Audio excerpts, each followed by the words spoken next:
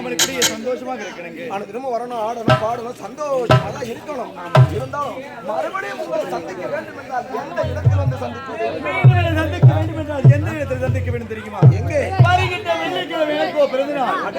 என்னுடைய விழாவை என் தந்தை கோலாகாலமாக நடத்தப் போகிறார். நடத்துவார். நீங்கள் கண்டு கொண்டால் உங்களை நான் சந்திப்பேன். புறப்பட போக வேண்டும்.